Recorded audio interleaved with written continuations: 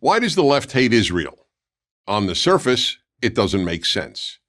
Israel is a liberal democracy. It extends full rights to women, to gays, and to its many Arab citizens.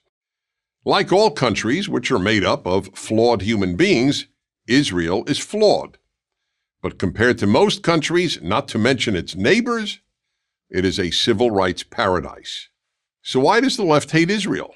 The reason is that the left, and as I always emphasize, I am talking about the left, not about liberals, is not guided by a moral compass. It is guided by three other compasses: a power compass, a race compass, and a class compass. Let's begin with the power compass.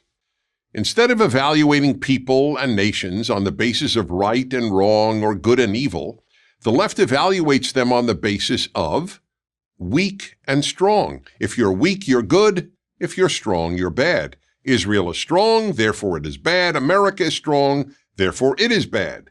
The Palestinians are regarded as weak, therefore they're good. When you're guided by a moral compass, you don't ask who's strong and who's weak. You ask who's morally right and who's morally wrong. 50 years ago, Israel was not a big issue for the left. Why? Because it was perceived as weak. But after the 1967 Six-Day War, in which Israel achieved a stunning military victory, it all changed.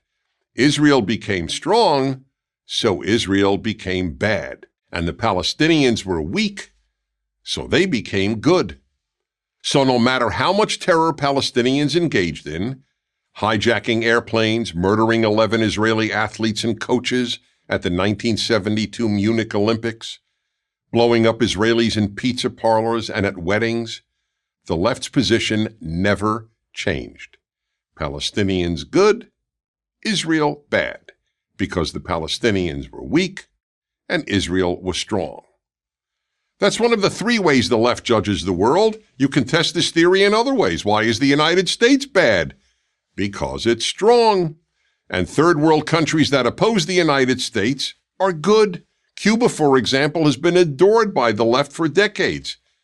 Never mind that Cuba's Communist Party has ruined Cuba, that Cubans have no civil rights, and Cuba is one of the poorest countries in the world.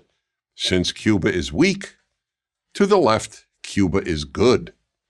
The same was true with North Vietnam in the 1960s. It was considered weak, so it was good. The U.S. was strong, so it was bad. It didn't matter that America was trying to preserve the freedom of the South Vietnamese exactly as it had preserved the freedom of the South Koreans. The U.S. was strong, so it was bad. Which brings us back to Israel. The stronger Israel gets, as it effectively defends itself, as its economy grows, and as its diplomatic position improves, the more the left hates it. The second of the left's compasses, the race compass, is another reason the left hates Israel. Just as it substitutes weak and strong for good and evil, the left substitutes non-white and white for good and evil. The left doesn't judge people by their actions, but by their race. That's why, for example, the left asserts that a black person cannot be a racist. Only a white person can be a racist. And that provides the second reason Israel is labeled evil. Israelis are considered white and Palestinians are not white. Never mind that more than half of Israel's population is not white. The result? The left essentially ignores Palestinian terror and loudly condemns Israel's responses to terror. Now to the left's third compass, the class compass.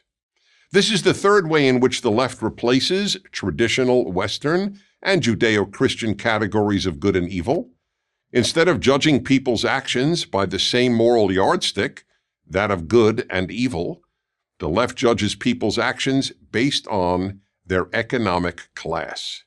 Rich people and rich nations are bad, poor people and poor nations are good. This began with Karl Marx, who divided the world by economic class, not moral behavior. To Marx and to Marxism, good and evil is entirely class-based.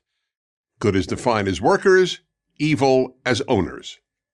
And that is the third reason for the left's hatred of Israel and of America. They are both wealthy. As fewer and fewer people perceive the world in terms of good and evil, substituting a power, race, or class compass for a moral compass, you will inevitably get more evil and more hatred of the good, beginning with Israel and America and ending with Western civilization. I'm Dennis Prager. Thank you for watching this video. To keep PragerU videos free, please consider making a tax-deductible donation.